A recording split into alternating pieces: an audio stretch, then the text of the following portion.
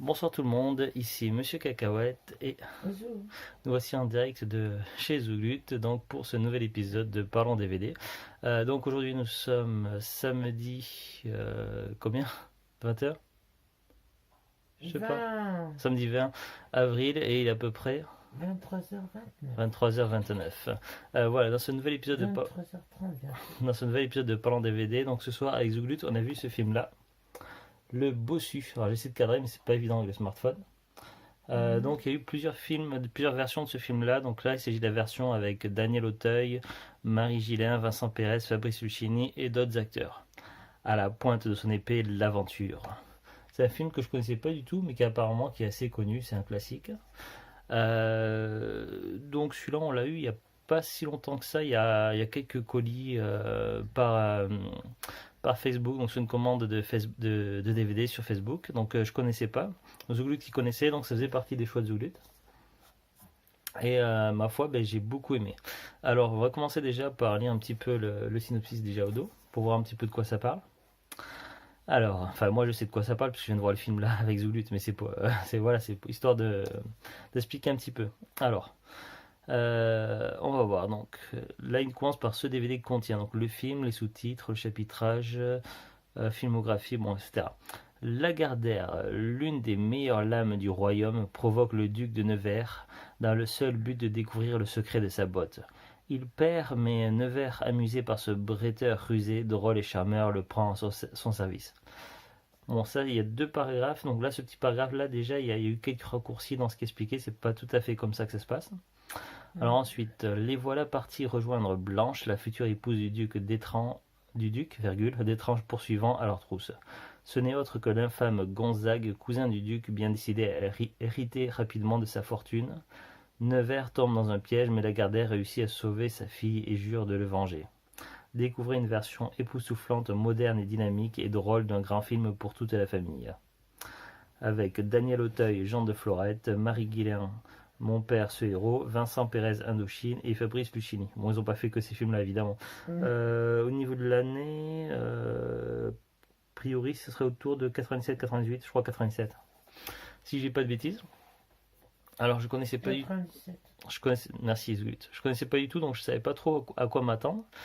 Donc au niveau de l'époque, ça se situe à une époque équivalente un petit peu à l'époque des mousquetaires, donc à l'époque où les gens ils se battaient avec des fleurets. Donc vous savez, c'est pas des gros épées comme les chevaliers, c'est des petites lames toutes fines, tout ça. Que dire donc? À l'origine, il y avait trois cousins, donc il y avait un roi, un duc, le duc de Nevers. Philippe d'Orléans. Le roi s'appelle Philippe d'Orléans, d'accord. Donc le roi, le duc de Nevers, et puis Gonzague, qui avait quel titre de noblesse, lui, je sais pas du tout. Je crois que c'est pas trop dit dans le film. Attends, je sais pas, je regarde. Il y a une petite fiche qui est avec le DVD, est-ce que c'est marqué? Le prince de Gonzague, ils disent. Bon, si on veut, et donc il s'avère donc bon le début donc ça nous explique un petit peu C'est Philippe de Gonzague. En fait, c'est trois Philippe. Philippe de Nevers, Philippe de Gonzague et Philippe d'Orléans. c'est la trilogie des Philippe. Donc ben, d'un côté donc on voit des gens qui s'entraînent, des exercices d'entraînement, tout ça, et dont le fameux donc j'arrive pas son prénom. Lagardère, le fameux Lagardère qui s'entraîne et qui va rencontrer donc qu'il espérait rencontrer, donc il va rencontrer enfin le duc de Nevers dont il est fan, et donc il aimerait connaître sa fameuse boîte secrète. De notre côté, donc il va y avoir également le fait que Gonzague il jalouse le duc de Nevers, déjà parce que une femme donc blanche, donc je sais pas s'il avait déjà un titre de noblesse ou pas à l'époque avant le mariage, mais voilà, elle s'est épris du duc de Nevers alors que lui il avait des vues sur elle déjà. Et en plus de ça, au niveau de tout ce qui est fortune, richesse, des partages entre les trois cousins, c'est lui qui s'en est le moins bien sorti. Donc il le jalouse à la fois sur le duc de Nevers, donc son cousin à la fois sur la richesse et sur l'intérêt que porte Blanche. Alors que son cousin, quand même, le, Le duc le de duc de Nevers, Nevers lui donne une rente parce qu'il pour l'aider à. oui, il fait un geste et tout pour l'aider, donc il est bien qu'il soit noble, tout ça, donc tous les nobles ne sont pas pourris et le duc de Nevers en le montre exemple puisque même comment ça s'appelle Lagardère qui a défié à 2 reprises donc le duc de Nevers, il lui a laissé non seulement il lui a laissé la vie sauve, mais en plus de ça, il a pris à son service, il s'est lié d'amitié avec lui, il a anobli, donc je suis obligé de raconter un petit peu pour résumer. Il a anobli tout ça et il lui a pris donc 2 de ses bottes. En fait, il avait plusieurs bottes à son répertoire. Dans un premier temps, il lui apprend la première et puis il lui apprend ensuite la seconde. Et puis malheureusement, il n'aura pas la possibilité l'occasion de lui apprendre le reste. Mais la fameuse deuxième botte, c'est la botte la plus réputée, celle que personne ne maîtrise en dehors de lui-même, du duc de Nevers. Donc une fameuse botte qui laisse une trace au niveau du front, là, une trace fatale. C'est une trace. Oui, mais c'est comme une signature en fait. C'est comme une signature de Mais- la botte et c'est un trou au niveau au fleuret qui ne se fait ici entre les 2 yeux et qui est mortel en fait. Mais voilà, pour arriver Bah oui, parce à qu'il lui enfonce l'épée dans le cerveau. Donc, mais pour arriver à ce résultat-là, il faut un enchaînement bien spécifique au niveau des attaques. Donc pour expliquer un peu le film, donc il va y avoir une histoire de jalousie, il va y avoir le fait également que le duc de Nevers va apprendre que Blanche attend, donc a eu un enfant. Donc il n'était pas au courant de tout ça parce qu'il y a des lettres qui ont été cachées par son cousin, par Gonzague. Donc il va essayer lorsqu'il apprend tout ça, donc il va essayer de retrouver Blanche. Donc il y va avec son ami donc Lagardère, qui est en chemin, donc il anoblit, donc qui est devenu donc le chevalier de Lagardère. Donc ils vont ensemble, il va retrouver Blanche pour l'épouser, pour découvrir son enfant, tout ça, et commencer une nouvelle vie. Le duc de Nevers, sauf qu'en chemin, Gonzague et ses sbires arrivent et vont causer du souci. Par la suite, donc Lagardère devra cacher la fille du duc de Nevers et puis il va tout faire pour la protéger et en même temps il va mener son enquête, il va chercher à venger son ami, à venger le duc de Nevers. Et donc après les années vont s'écouler, la fille va grandir. Et puis 16 ans plus tard, donc l'histoire reprend 16 ans plus tard, et là donc il y a encore d'autres machinations. Et donc Lagardère va tout faire pour entrer en contact avec la mère de la fille et essayer de résoudre un peu tout ce bordel en fait.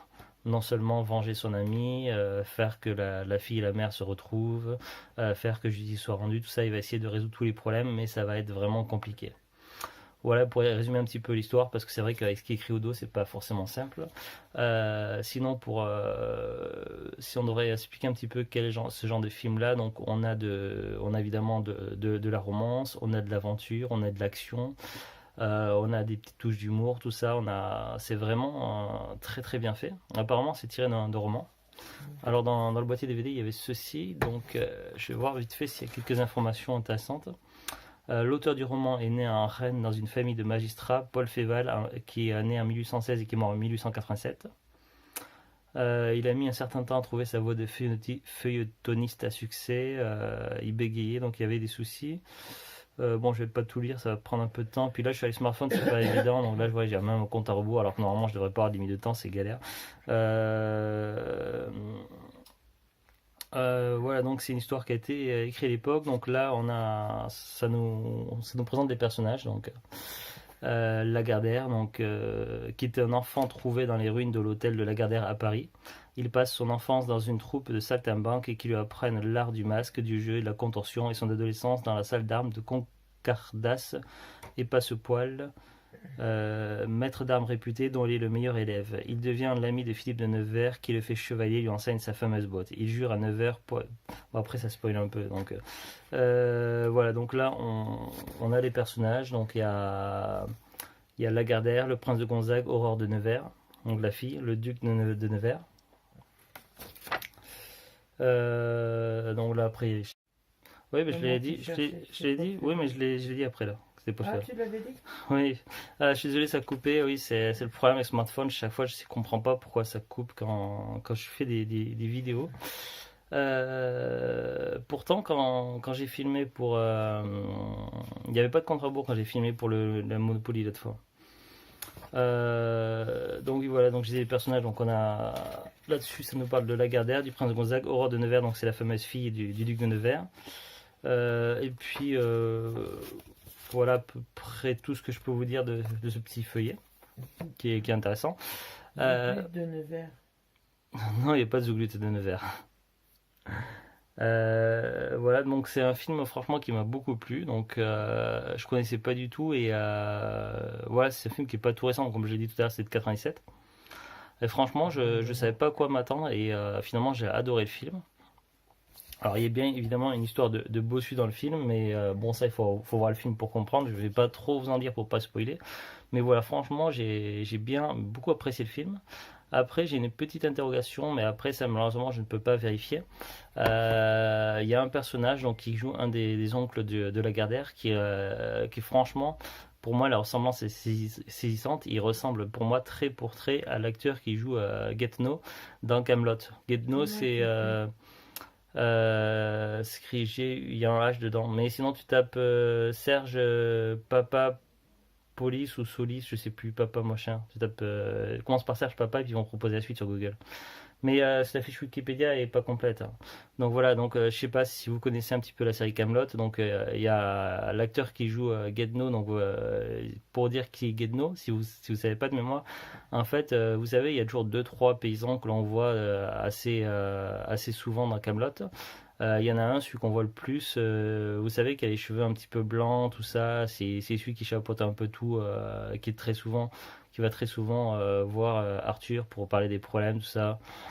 Voilà, et donc il y a un des personnages qui joue un des oncles de Lagardère, il ressemble pour moi trait pour trait à cet acteur-là, donc je pense que c'est lui, mais Breton, Techno, voilà, Rambo, donc le problème c'est que quand je suis allé sur sa fiche Wikipédia, donc il a joué dans quelques films, mais le film Bossu n'est pas mentionné sur sa fiche Wikipédia. Mais ça veut rien dire parce que les fiches Wikipédia sont mises à jour par les gens, donc il suffit que ce soit un non, oubli. mais moi je l'ai. Donc je sais pas, mais en tout cas, moi, je trouve qu'il ressemble énormément. Voilà, c'était C'est vrai un. qu'il ressemble, je crois pas que c'est lui. Après, peut-être que c'est simplement quelqu'un qui lui ressemble beaucoup, mais voilà, je trouvais la ressemblance quand même assez saisissante. Sinon, bah, j'ai beaucoup aimé le film, donc c'est un film français, je crois, oui. Donc voilà, j'ai pas grand chose à dire de plus, mais franchement j'ai beaucoup aimé, c'était une très grosse surprise et je vous recommande. Si vous aimez un petit peu ce genre de film, tout ça, franchement je vous recommande chaudement, il faut l'avoir vu au moins une fois dans sa vie, et puis franchement c'est le genre de film que je reverrai plusieurs fois sans problème. Parce que j'ai vraiment accroché et voilà, c'est un film épique, voilà, qui est vraiment génial. Parce que c'est Et qui? pour un film de 97, je trouve qu'il a pas vieilli du tout. Donc voilà, bon, donc c'est une très très grosse surprise. J'ai regardé un petit peu sur Amazon si vous cherchez un jour le DVD. Non, Euh, c'est DJ Pain. ah, donc c'est pas le même. Donc sur Amazon, donc j'ai regardé, donc pas dans cette édition-là, mais dans une autre édition. Le film est trouvable, expédié et vendu par Amazon à partir de 9,99 €. Bon, après, ça fait un petit peu cher quand même, mais je pense qu'il y a moyen de le trouver moins cher si vous cherchez dans les caches ou en brocante, tout ça. Ça doit pas être un film trop trop rare à trouver. Mais en tout cas, franchement, moi je trouve que ça vaut le coup. Passe-Paul, c'est DJ Pain. C'est le. De quoi? Passe-Paul, c'est DJ Pain. Ah oui, donc c'est pas le même acteur, oui. Mais voilà, je trouve que c'est un film qui vaut le détour et c'est un film à avoir vu au moins une fois dans sa vie, voire plusieurs fois, et qu'il faut absolument avoir dans sa bibliothèque. Voilà, pour moi, c'est un film culte, je connaissais pas. Et voilà, je suis vraiment très très content de l'avoir vu là et je le reverrai plusieurs fois sans problème. Voilà, c'est une très très bonne surprise. C'est tout pour cette petite vidéo. Mais Donc, c'est vrai qu'il lui ressemble. ouais, alors ça m'en si frappant. Donc nous, on aura fait cette vidéo ce soir-là, mais vous l'aurez demain. Demain, je ne sais pas quand, donc on rentrera milieu de journée, mais voilà, il va falloir que j'assemble ces deux bouts de vidéo avec un logiciel. Déjà, ça va prendre un bon moment. Ensuite, du coup, mes vidéos, quand je les fais sur ma smartphone, elles sont très très lourdes en termes de gigas. Je n'ai pas la fibre, donc sur YouTube, ça va être très long. Ça risque de prendre 3 à 4 heures d'upload. Donc Voilà, à mon avis, vous l'aurez pas avant dimanche tard dans la soirée, la vidéo sur YouTube. Je suis désolé, je peux pas faire mieux. Voilà, donc je vous dis à très bientôt, bon week-end et au revoir. Allez, au revoir.